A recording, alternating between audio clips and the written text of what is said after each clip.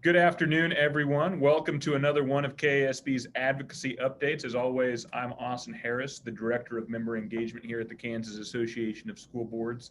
I'm pleased to be joined by Scott Rothschild, Leah Fleiter, Mark Tallman from our advocacy team, and Luke Zoba joining us again from our legal team to talk about some of the legislation coming out of the State House. As always, feel free to drop your questions into the chat, and we'll get to those as we go throughout our time together this afternoon. And as always, another busy week at the legislature. I've said that every week so far. I'm willing to bet right now that the over under of 100% is going to be right on me saying that every week at the legislature is a busy week at the legislature.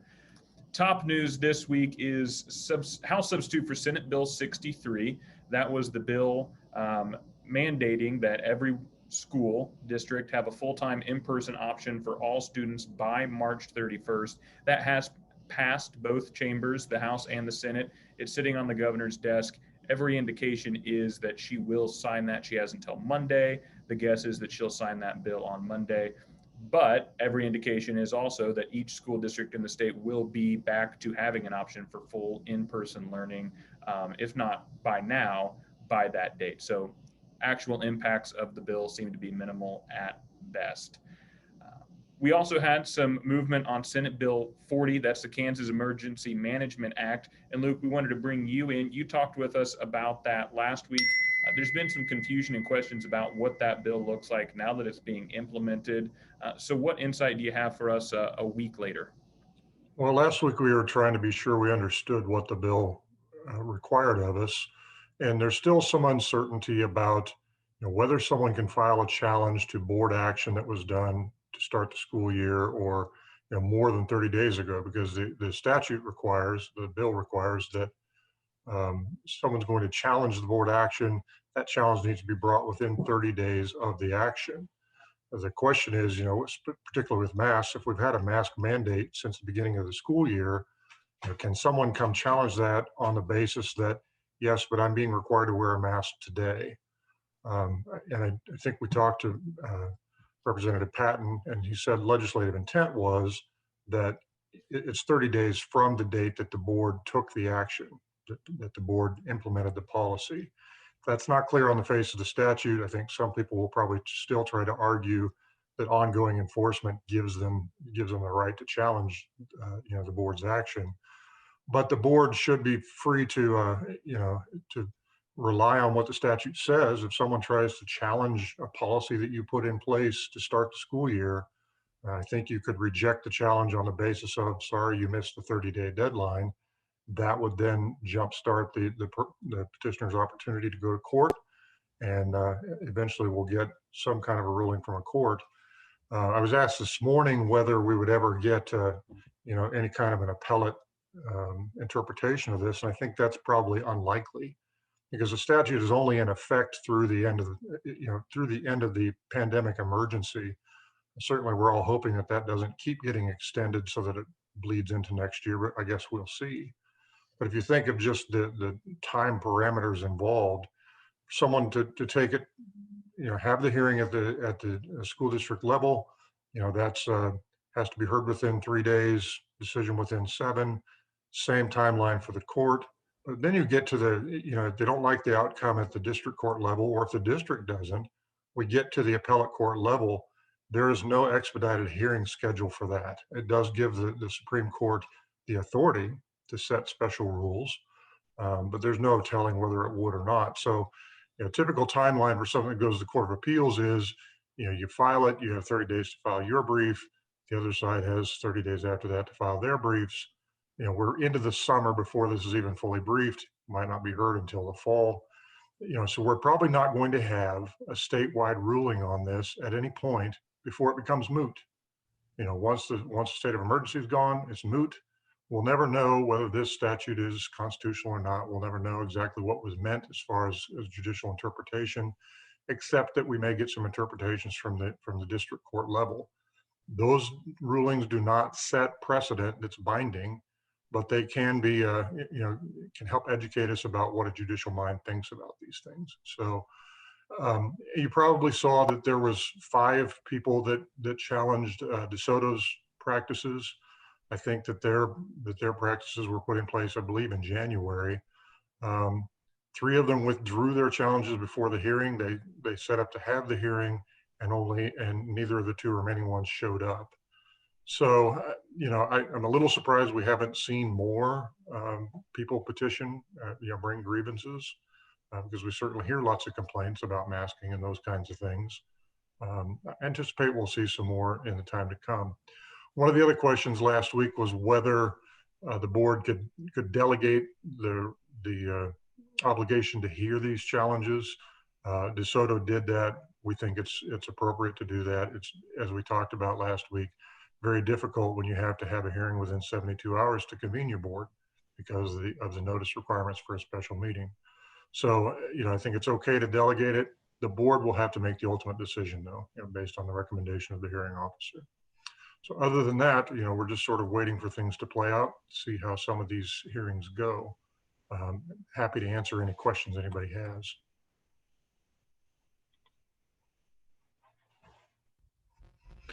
And one other thing I might mention just quickly, I think some people have interpreted SB 40 as we can't require masks anymore.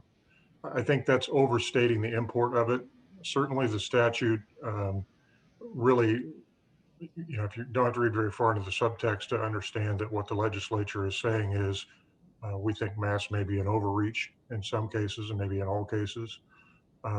But I do think the way the hearing ought to play out, and I'll mention too, we're trying to get together an outline or a script you could use for the hearings, and we'll get that out to you as soon as we can. But if someone is going to complain about any kind of intervention the district has put in place, they have to suggest something that is less restrictive that would accomplish the goal. And if we have the opinions of the experts on our side that we think the mask is necessary, there's nothing less restrictive we can do, I would hope that a court would uphold the board's decision. Especially if the other side is not suggesting something less restrictive. I suspect what we're going to get from a lot of people is we don't need these interventions at all. We don't have any cases in our community, and so it's overkill. We'll have to find a way to combat that.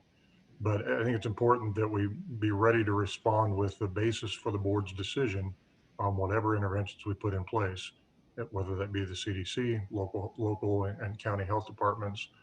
Have your evidence ready so you can show that we're doing this on the advice of experts, and you shouldn't be overcome just by, well, we don't like this, it's too restrictive. I think that someone who's going to complain needs to propose an alternative and show that that would be as effective as what we're doing. Appreciate the update, Luke. Team, as we give an opportunity for folks to ask any questions in the chat, any clarifications or questions for Luke on Senate Bill 40?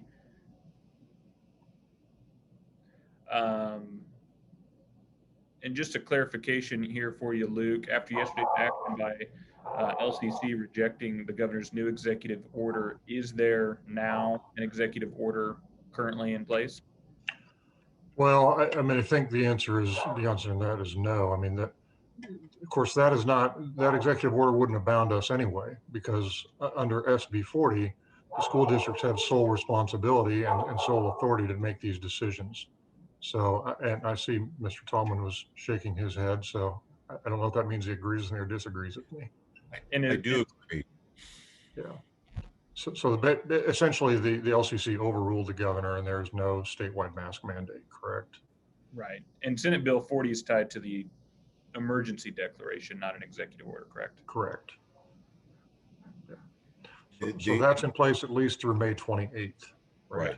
Yeah. Yeah, that's what I was going to say, and I think hope I got this right, Luke. If you agree that the current disaster, which school district authorities are tied specifically to the disaster emergency that is specifically named in statute that specifically expires May 28th. Now, of course, it could be extended. I may take the legislature to do that, but for now, after May 28th, unless would be extended, all of these requirements go away, as you said earlier. So we're really talking about, something for the next little less than 2 months. Right. Yeah. Assuming that the disaster declaration expires as scheduled on May 28th, SB 40 then becomes moot. It's as if it doesn't exist anymore. That's why I say we're not likely to ever get an appellate court ruling, on which parts of this, what they mean, and if any part of it's unenforceable. Um, so it's the law right now. We have to abide by it. We probably won't ever know otherwise because we hope that the disaster is not with us forever. Very good. Not seeing any other questions in the chat for you, Luke. We appreciate your update on Senate Bill 40, helping us navigate what's been a complicated piece of legislation and one that's, to say the least, difficult to interpret sometimes. So we appreciate you giving us some time last Friday and this week. Certainly. Thank you, everyone. Yeah. Mark, it is the time of the year where, for me, the legislature gets super complicated as I try to keep track of all things budget and appropriations. For some of us, that is an overwhelming process. I'm sure for you, it is just as easy as could be to keep track of all those appropriation pieces navigating around. Several pieces of legislation in both chambers dealing with both the state budget and the K-12 budget. What update do you have for folks today on where that is and what next steps look like for identifying what the budgetary amounts are going to be next year? Okay, well, so this week we finally got that vote we've been talking about for weeks now on House Bill 2119, which is the combination of appropriations for state aid for K-12 programs and for the entire State Department of Education, and a number of policy pieces around private school aid expansion. Some of those things we'll talk about in a minute. Here's what became very complicated. The supporters of 2119 argued basically correctly that it funded the governor's recommendations and the Gannon settlement. That's not entirely true because it did not include funding for the 2022-2023 school year for high density weighting. And as it passed the House with 65 votes, am I correct, guys? Just like 2 votes to spare, 2 or 3 votes to spare, that's true.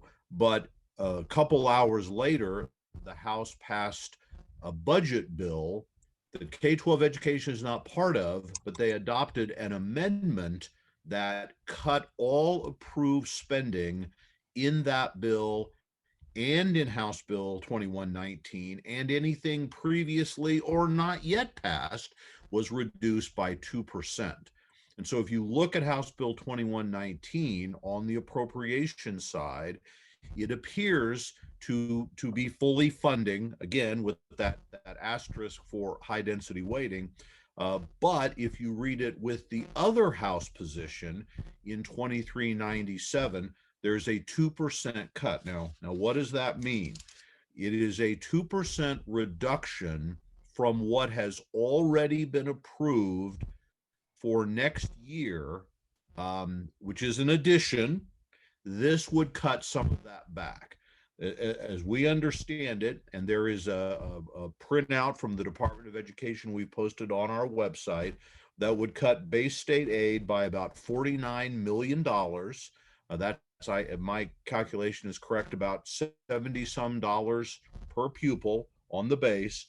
It would cut local option budget state aid about $10 million. It would cut special education state aid about $10 million. And there's a differing interpretation as to whether it affects capital outlay. If it does, it would cut capital outlay about 1.6 million. All of those are 2% reductions, but that doesn't, they have an unequal impact on schools. As many of you who know your school finance know, some districts don't get any state aid because of their wealth per pupil. Some districts receive much higher amounts because of lower wealth per pupil. If you're a low wealth district, your cut in LOB aid or capital outlay would be proportionally larger than if you're not. So those two bills together create a situation where the money that was approved last year to phase in the Gannon plan is being cut by about 2% on the base, and the equity would be affected by those cuts in LOB and capital outlay aid, directly counter to the Supreme Court. and certainly would raise constitutional questions, because this would not be following what the legislature agreed to do and the Supreme Court accepted.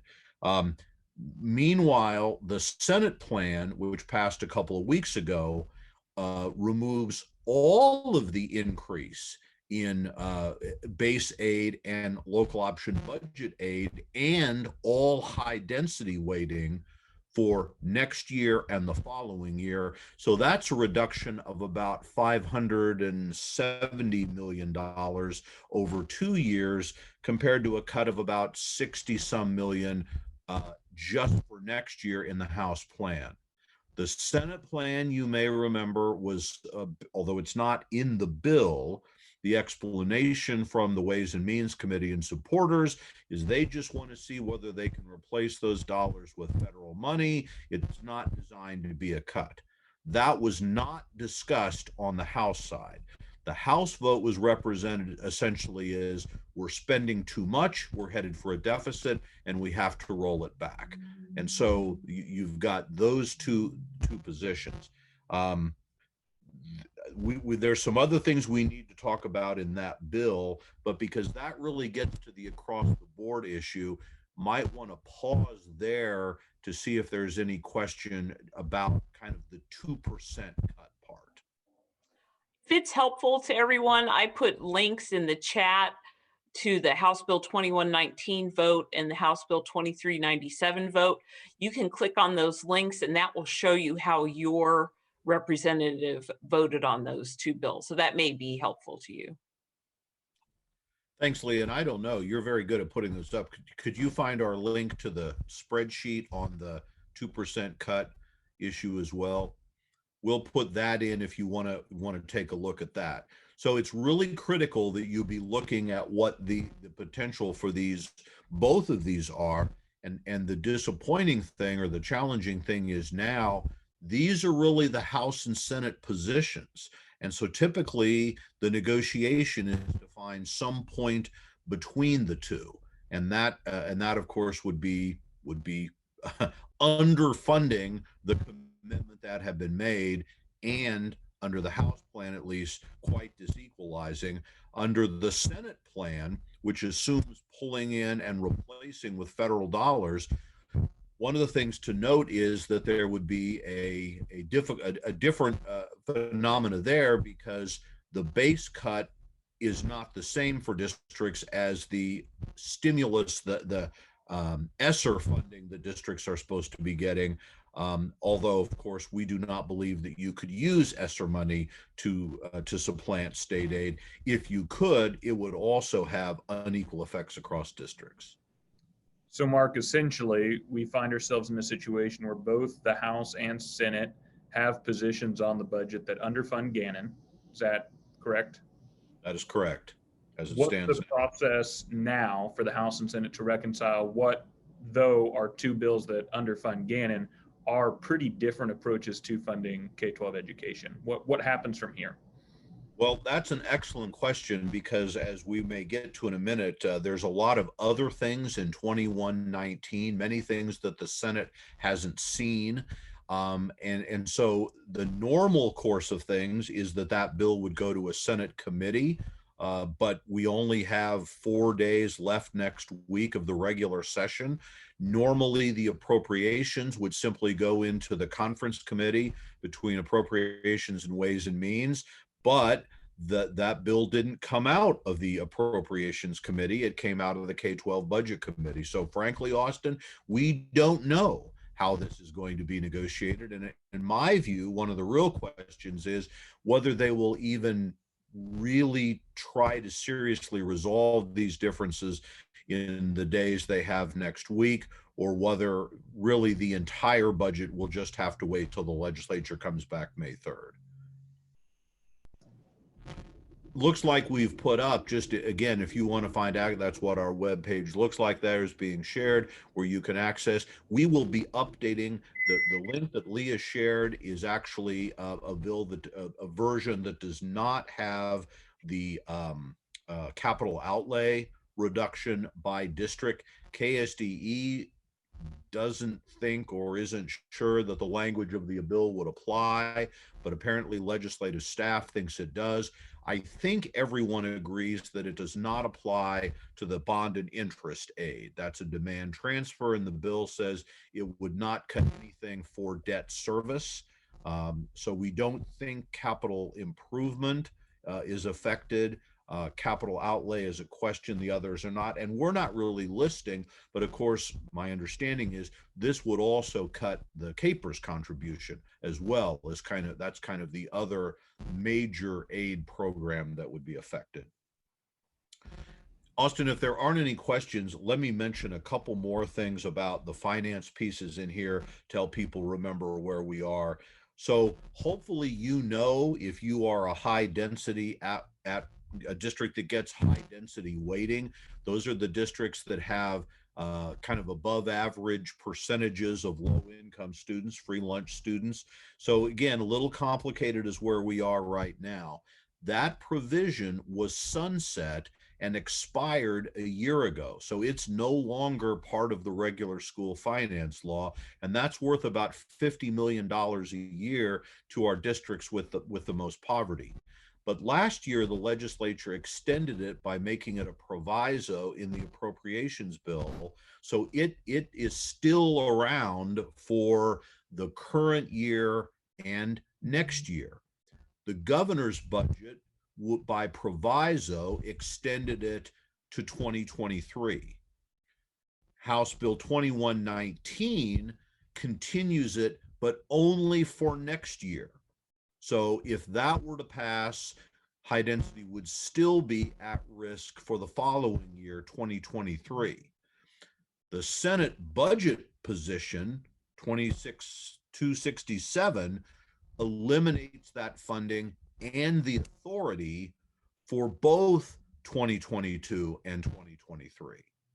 But the Senate Education Committee has recommended a bill, Senate Bill 173, that would restore high density weighting and make it permanent. However, that bill has never run on general orders.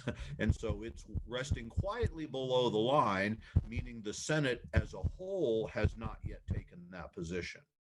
What this just comes down to, for those of you that get high density weighting, it's still very much in play. And I think it's really incumbent on you to help your legislators of whatever ideological stripe to understand that that's a disproportionate impact on your district. And I've had some conversations with some pretty conservative members who are trying to understand what that uniquely means to them. So if you're affected by this, you need to understand where you stand and how that continues to be very much at risk. The last kind of funding piece I'll mention is that 2119 extends the statewide mill levy for the next 2 years. If we don't do that, then the system is short about $700 million. So the House has passed that. The Senate passed that extension in House Bill 2104. So the Senate has gone on record supporting it. But Austin, you said this might be a little complicated. The Conference Committee on 2104 took that provision out. And so 2104 now, for our purposes, deals with school district budgeting. That conference committee has been agreed to. Looks like that's going to pass. But even though the House and Senate have now both passed 20 mills, they haven't passed it in the same bill. And with that, I mean, it should be crystal clear. Everyone has a perfect grasp on how the budget's being worked out in the Senate and House. Clear as mud, right, Mark? Well, fortunately, this will all be coming to you in paper very soon. We'll be getting this document that I'm reading from out very quickly, but we just want to highlight these boards. Lisa Peters is noting again, very good example for one district. That's $1 million at risk, and it's important that would be very special, an extra hit on top of possible base cuts and things like that. And for that, here's the thing to remember. Somewhere the legislature has to pass language to put that back into law. It's not just a matter of putting the money in. It has to be passed to put back into law at that point. So Austin, we've got a couple of other fun things in 2119. May just pause just a minute to see if there's any other kind of finance or budget related questions Yeah, before. Luke, I'd draw your attention to Lou's question there in the chat. Maybe you can talk offline with him. He's asking if KSB is working on guidance regarding health insurance and COBRA provisions within the American Recovery Plan. So one of those federal questions about health insurance, and I don't know what kind of recommendations we may or may not be working up there. I will have to check with Angie and see if we are working on that. I don't know that we talked about it specifically, but we'll look at it today. Yeah, perfect. Thank you, Luke. Mm-hmm. Not seeing any other questions in the chat specifically around budget bills. Mark, as you mentioned, a lot of non-budgetary policy inside of House Bill 2119 specifically, a lot of that dealing with policy around public funding for private schools. We've been talking about different pieces of legislation throughout the legislative session doing that. They've had different names, they've come from different places. Now they're in this House Bill 2119. What provisions in the bill are we keeping our eye on? So one part of the bill, 2119, is expanding the eligibility for students under the current tax credit scholarship bill that already exists. That would change it so that right now you must be, as a student, free lunch eligible, not reduced, free, and you have to be attending one of the 100 elementary schools that the state board, public elementary schools that the state board has ranked as the lowest based on their state test score performance. The bill would expand that to be free and reduced lunch kids in any public school at all. That's obviously a tremendous expansion, but it doesn't change the cap on the funding that can go into it. We're capped at $10 million in tax cuts, and we've never come close to that. This would likely increase that, but it doesn't go above that. However, notably, the Senate has already passed a version which is identical to that part of the House bill. So both the House and Senate have now passed that expansion, just not in the same bill. But 2119 also creates a whole new system of private school aid called education savings accounts. And as again, we've talked about before, the simplest way to think of it is it allows a child to exit the public school system and essentially their base state aid per pupil, or a portion of it, if they only enroll part-time in a public school, is put into a separate account that could be used for private school tuition or other identified purposes.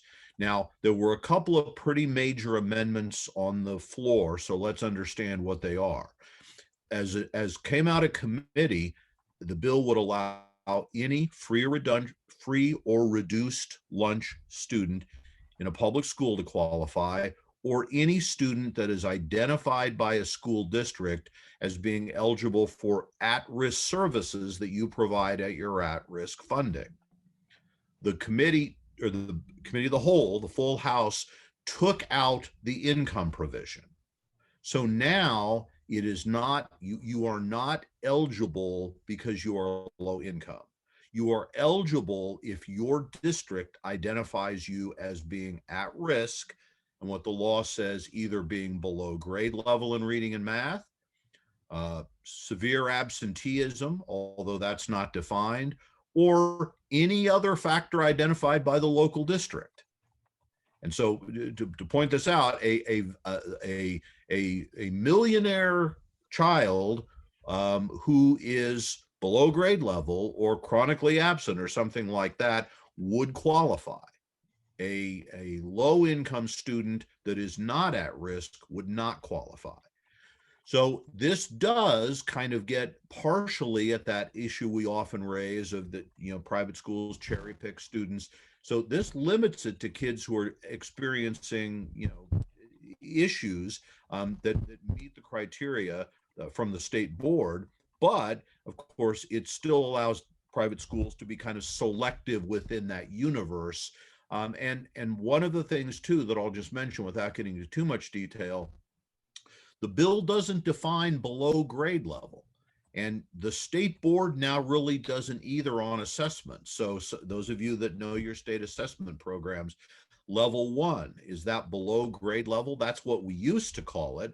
And we kind of considered level 2 being on grade level, and level 3 and 4 were college ready track. But those terms aren't used. And some legislators are now kind of using level 3 and 4 as being grade level, because that's what KSDE and the state board says is really the target now. Well, that's a difference of about 50% of kids not being at level 2 and or level 3 and 4, and about 25% of kids being at level 1. So how that might be interpreted would help get at that issue of how many kids are eligible. And there are no limits in this program as to how many kids could take advantage of it in any given year. The other change that was made is the tax credit program currently requires private schools to be either accredited by the state board, which most of our, like the Catholic schools, the Lutheran schools, and a few others are accredited by the state board, or they could be accredited by another accrediting body that the state board has approved for teacher licensure purposes. So there's a variety of other private school accrediting bodies, and the state board has said for some of these, if you want to renew your teaching license and experience in a school would count. The way 2119 is amended is for the education savings accounts, not tax credits, savings accounts. The private school must be accredited, but accredited is not defined. So it doesn't say state accredited or private accredited or accredited by the Mark Tallman Accreditation Agency. So that part is pretty unclear. That's pretty sketchy, that agency. Yeah, that would be, well, I don't know. It would support a lot of classical education, I can assure you, if that would be the case. But so those issues are that provision, the whole education savings account, has never had a hearing in the Senate. It's never been considered, and it would be a more substantial departure. It's not just kind of an incremental change in our current tax credit program, a very big departure. So Scott, Leah, Mark, help us unpack a little bit what the potential implications of that expansion are for public schools. It's not just an impact for students, but what's that mean for our school systems? Well, I think a lot of folks are saying, well, it doesn't really hurt public schools because you get to keep your weightings, and you get to, you get to keep your weightings for a little bit. But, the ultimate impact is that by reducing the number of students who enroll in public schools are funded on a per pupil basis. So by reducing the number of students who enroll in public schools, you ultimately reduce the funding to those public schools. And then we've had a lot of conversations about how you end up, Scott, I think you agree, with a two-tier system of, most difficult kids in the underfunded public schools, and the less difficult, less expensive students in the private schools. And then, who gets blamed for performing public schools? School boards and the superintendents. Yeah, and I think, am I muted? Okay, I'm sorry. I think also there's accountability issues. I mean, part of this, the base state aid per pupil can be used for private school tuition and other educational costs. So, like tutoring. Well, I mean, that's what's a state approved tutor. And so, I mean, there's all kinds of things that would probably have to be hashed out later down the road if this were to take effect. That's not the only significant policy change inside of House Bill 2119. There's also significant change to remote learning and its functionality or its availability to school districts. Can one of you update us on how 2119 would impact remote learning? Austin, I do want to make one more comment that is probably not getting much attention and may not be a big deal before we go to that. But 2119 also contains the language that has kicked around a few years that would amend the current law requiring school boards to do a building-based needs assessment as part of developing your budget, which I hope you are all doing every year as required by law. And please do not tell me if you are not. And this would say you have to use those dollars to improve student achievement and allocate your resources to affect state education goals. It doesn't actually require you to do anything different, but let me just suggest that this is a law that should be followed, and B, it is a law that really probably makes a lot of sense to follow as you develop your budget. You're probably already doing that informally. It would really help our advocacy presence if you do that officially, and that be something that you can share with your legislators about what is the process you're doing by going through that. But the other two pieces that probably will have a much larger impact are two provisions dealing with remote learning, one having to do with how students are funded, and one having to do with how you can count days toward the school calendar. So to kind of oversimplify a little bit, it basically says you cannot count days where you have remote learning only. You can let remote learning be an option, but if you are full-time remote, no in-person learning, you cannot count those days toward the minimum school term unless the state board basically approves on the basis of some kind of disaster or emergency. And in that case, there's a maximum number of days or hours, although it was a floor amendment that actually allowed that to be exceeded if the state board approves it. Maybe more significant and worrisome, frankly, to me, because I hope we're not in these pandemics too regularly in the future, is that it also limits how much time an individual student can be in remote learning. And what that means is that if a student goes over, again, I think it's the same for, well, I think it's 240, 40 hours not in an emergency, 240 hours in an emergency. If a student goes over that threshold, they are counted basically as a virtual student with a flat $5,000 and no waiting. What may be even more troubling, as the bill has been explained to me, is that if a student is in a part-time situation, then they only receive base state aid for the time that they are in person, and they don't receive any remote waiting for when they're not. So let's take this as an example. Say you have a student, high school student, and your individual plan and your school redesign is to say, we're going to let this student go half-time working remotely at home, whatever, give flexibility for work or job or family issues, accountability for that time, and half-time come to school, be there for those services. If you structured that, the child would only be funded as a half-time student. There would be that you would get weightings for the child, but you wouldn't get funding for that other piece. And so it would seem to me that really undercuts the effort to kind of use remote learning as potentially a tool for more flexibility. And what's the state board saying? Let students have more control over when and where and how they learn. This really would limit those options or certainly create financial disincentives for the district. So those two remote learning provisions have never had hearings well, actually, they didn't have hearings in the House. They've never been considered by the Senate. And so if you are, again, concerned about those issues, it is critically important that you talk to your senators about how those could limit what you as local boards can do to structure education. And Mark, does the legislation clarify what the process is for the state board on the emergency declaration side? Do they do that retroactively? Is there a process for a hearing or a vote on that? How do they determine? If I understand your question, a school board would have to essentially petition the board, demonstrate its reasons why that have to be tied. There has to be some kind of event, and then the state board would have to basically agree that it's merited, and the only way to effectively provide education would would be to allow that remote learning time. Okay. Scott, Leah, anything to add on the changes to remote learning?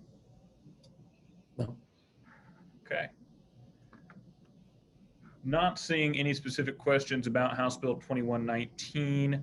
We'll jump on to House Bill 2104 and Senate Bill 13, dealing with school budgeting, property tax notification, and budget adoption policy. Those kind of popped up quickly and somewhat unexpectedly. What information do you have for us on those pieces of legislation? Well, again, I will share very quickly. There is an agreement on a conference committee of 2119 that the Senate has adopted. So now we're waiting for the House. That provides some more flexibility in when districts have to adopt their budgets. It's not ideal. I think many of you may not be happy. I guess we can only say it was as far as we thought we could go, and it was an agreement between House and Senate leadership, the governor's office, and input from educators to basically give several more days for boards to calculate if you're going to exceed your revenue neutral budget, and then pushes back about a month the time when budgets have to be adopted if you do exceed your revenue neutral budget. So that bill is out there. We expect it to pass the House. We expect it to be signed. And I would just say, look at the bill for the actual deadline. We will get more out in writing, but this was a way to try to minimize the unfortunate impact that bringing schools under Senate Bill 13 had.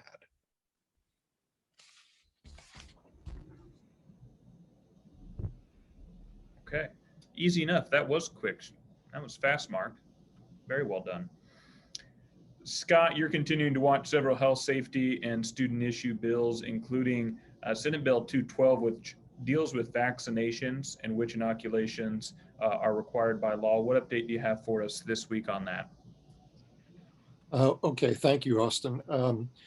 Basically, the update, this is a vaccine bill, Senate Bill 212, and basically what it would do is it would essentially take the authority away from the Kansas Department of Health and Environment on requiring future inoculations, take it from KDHE and put the legislature more in charge of that process.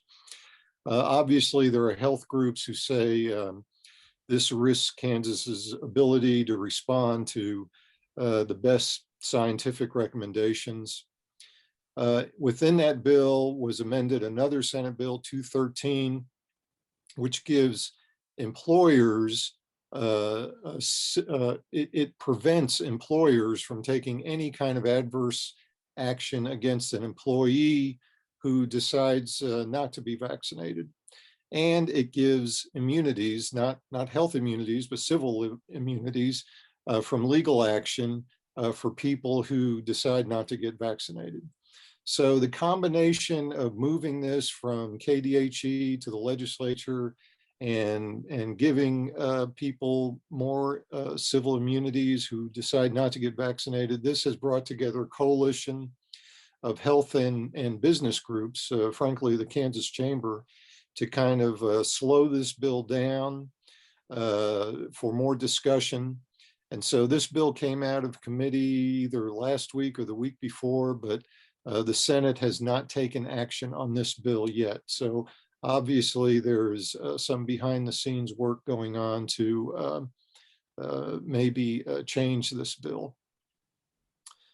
I'll go on to the next bill. There's a bill that came out of the House Education Committee that kind of updates our process of vision screenings in schools. And that has been kicked around for a couple of years and looks like it's coming to fruition. It seems like a pretty non-controversial bill. Amended into that bill was a bill that kind of helps schools better maintain and use albuterol in the same manner that they use EpiPens.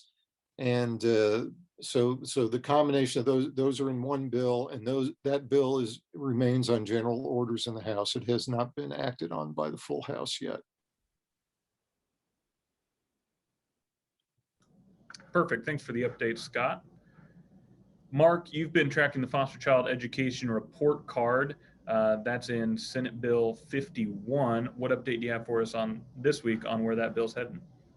Only that it is still on House General Orders. It wasn't acted on before this week that ends, which means its chances of being worked by the House are probably getting very slim, but it's not very controversial, and it is exactly the kind of bill that the Senate, having passed, will probably get bundled into a conference committee report at some time. Perfect. Scott, from the beginning, you've been tracking Senate Bill 208, the transgender student athlete bill. That's had an interesting course throughout the session. Any update on where it is? Yeah, not much to report there. The bill remains in the House Education Committee. It was approved by the Senate and was referred to House Ed, and it has stayed there. I mean, there have been some talks or rumors, I guess, that there's a little heartburn on the side of the House to this bill. So it remains to be seen whether this is going to move or not. And so far, it is resting quietly in the House Education Committee. Very good. And Leah, throughout the session, you've been tracking several curriculum issues, including civic tests and financial literacy. It was an interesting week for those two packages. So what update do you have for the group there? Yes, it was a very interesting week. So as you know, we've been tracking House Bill 2039, which is the civics test bill. It's the brainchild of House Education Chair Steve Hubert. That bill was on Senate General Orders this week, and during the debate, which there was, I think it was about 2 hours that they talked about this bill and whether we actually need to require yet another test for students to graduate from high school when they are, in fact, taking American government and American history as a graduation requirement. There was an interesting back and forth on the floor between a couple senators, but that's kind of inside baseball.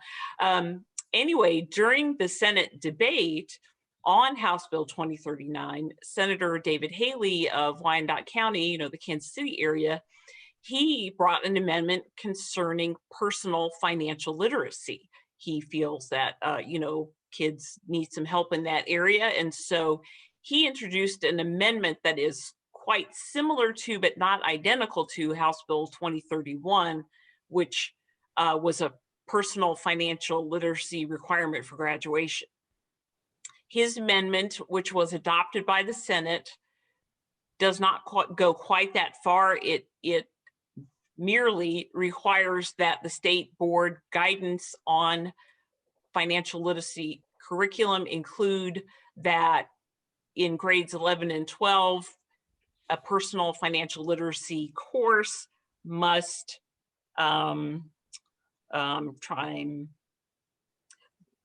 be at least one semester or 2 quarters. I couldn't remember the time period, and would include certain topics. So the Senate did adopt that amendment. I think Senator Haley kind of sort of hoped that his amendment might kill that bill, but it didn't. And so now we have a bill that requires a civics test for graduation and also tells the state board how to give guidance on personal financial literacy curriculum in our schools. So that bill in that version has passed the Senate. The House version of the bill is slightly different. It only has the civics test requirement. And so those two versions will have to be reconciled in conference committee at some point. Thanks for the update. Interesting thing to track there. Sometimes you got to be careful what you wish for, right? It was very interesting. And then I've also been tracking House Bill 2089, which is the firearm safety training bill.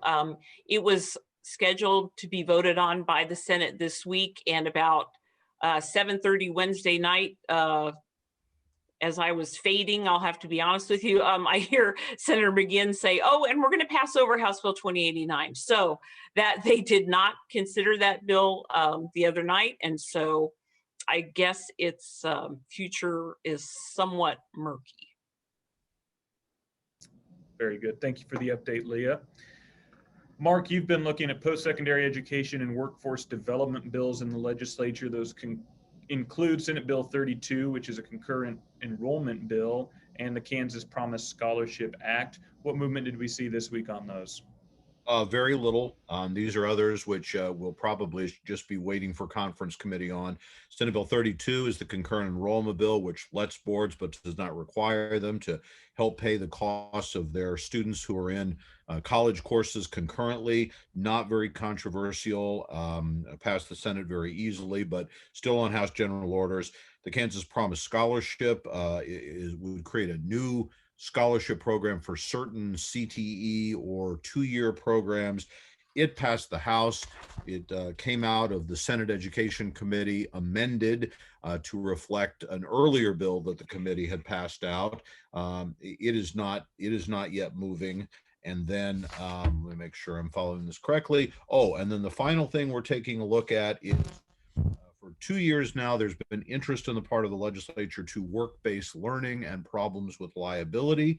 The House has passed out, House Commerce Committee passed out Senate Bill 91 after amending it to include provisions of House Bill 2442, which essentially say in these programs, the employer, the business will not be liable. The school district has the liability, but must buy insurance or can buy insurance to cover that. Fortunately, we're not sure such insurance exists. We've been in some conversations with the State Department of Commerce about this issue. And I guess it's just fair to say at this point, because the House put it in a Senate bill, it is likely to go to conference, or it could. Whether we'll be able to find what people think is a good solution or not in the remaining time, I don't know. But that's where it is. So that bill, I got a little bit ahead of myself. It's put in a Senate bill, but it has not passed the full House yet. If it does, it would be subject to conference committee or concurrence. And the theme of today is conference committees. Mm-hmm. We've also been watching a number of other bills, including Leah Flighter's favorite, House Bill 2238. That has passed both sides and is headed towards Governor Kelly for her signature. So a big round of applause to Leah Flighter for personally ensuring that bill got through both chambers. That's a joke, everyone. That's a joke. But it is a nice boost for school districts and cities who might want to work together to build or furnish a library as a result of a bequest. So a good update. A nice little victory specifically for the city of Frontenac, but obviously applies statewide as well. Very good. And also watching the Senate's passage of House Bill 2066, which regarded occupational licensing. Team, any specific update on that bill? Austin, in all honesty, I think it just remains in conference committee. That was one I forgot to check on. That has not. I double checked on it. Good. Thank you, Leah. And just a reminder, it's designed to help to kind of expedite if someone moves into the state as a military spouse, or if you're just moving into the state permanently looking for work.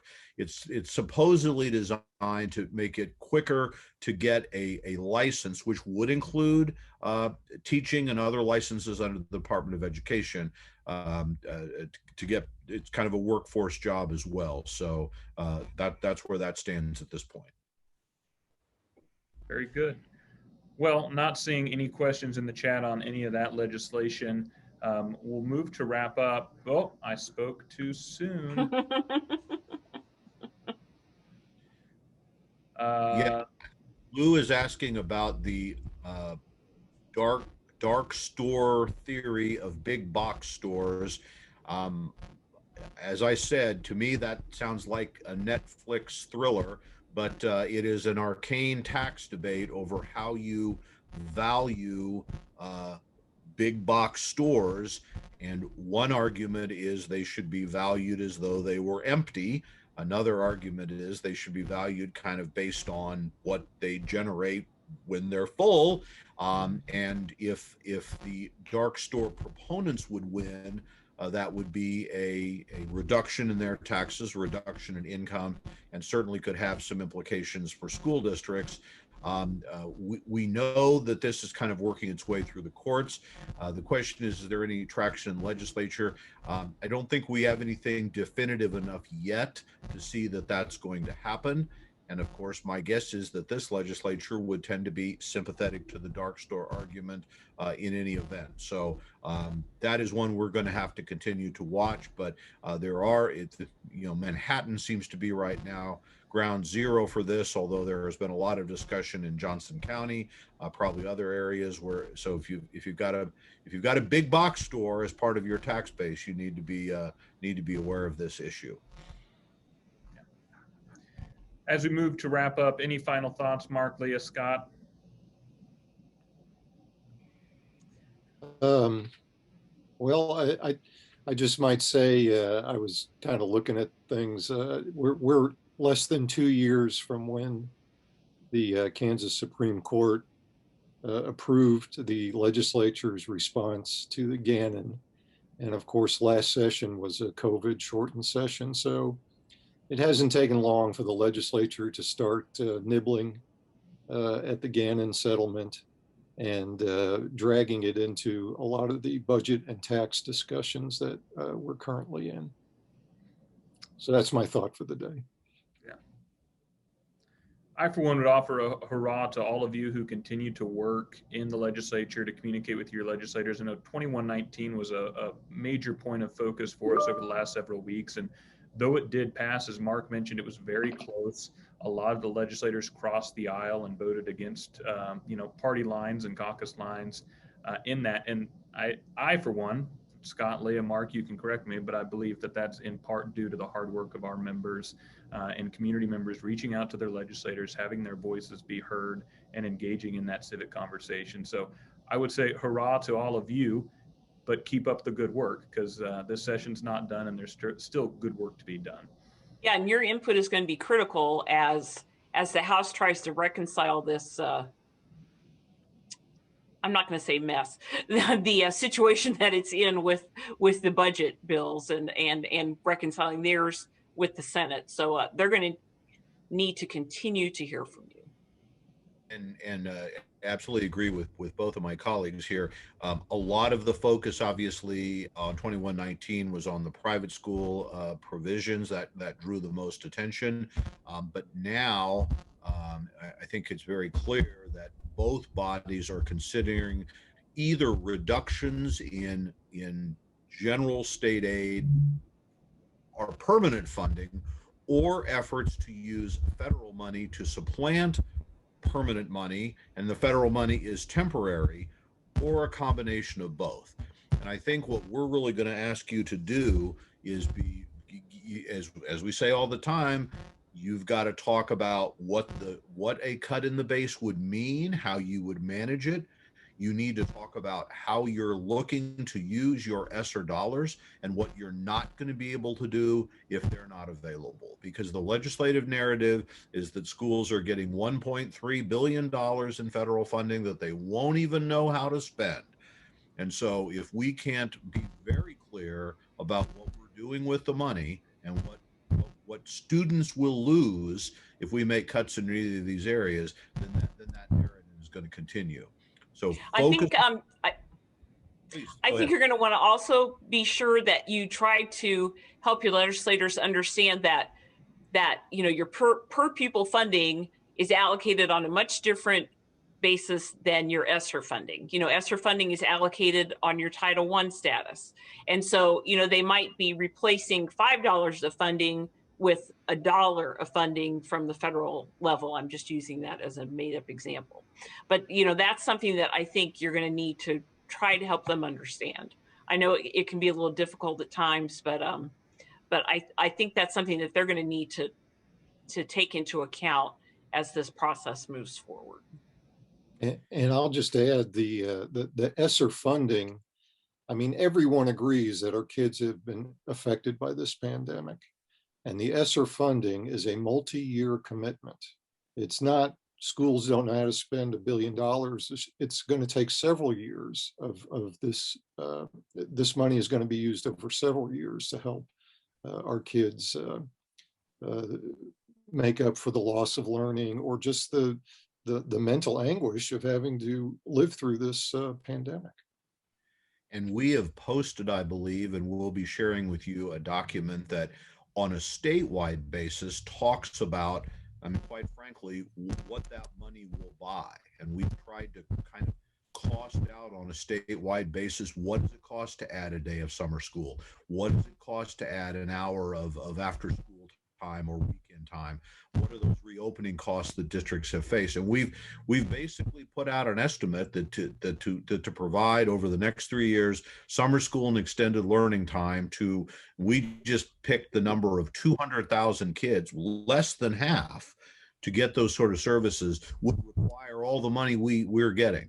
And so if that is the case, thank you. Yeah, great. So that means anything that could be supplanted, which we would stress we don't think can be done, but if it could be, is going to be taking away, there's going to be something we're going to have to give up with that. This is why it's so important, I think, that you come back and talk about how your district is starting to plan to use those dollars you expect to receive. And we know you won't have clear details, but if you could start to think about how many kids were affected, what's happened to learning, and how are you looking to structure your services, legislators need to hear that, because right now it just sounds like a lot of money. Around the office, as the communicator, I'm fond of saying communicators run the world. So be the communicators, continue to communicate with your legislators, and continue to impact their policy in that way. Okay. We appreciate, as always, you spending an hour of your afternoon with us on this gorgeous Friday and heading into a lovely weekend.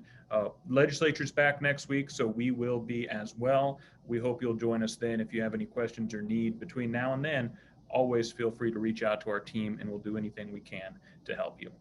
Thanks all, and we'll see you next week.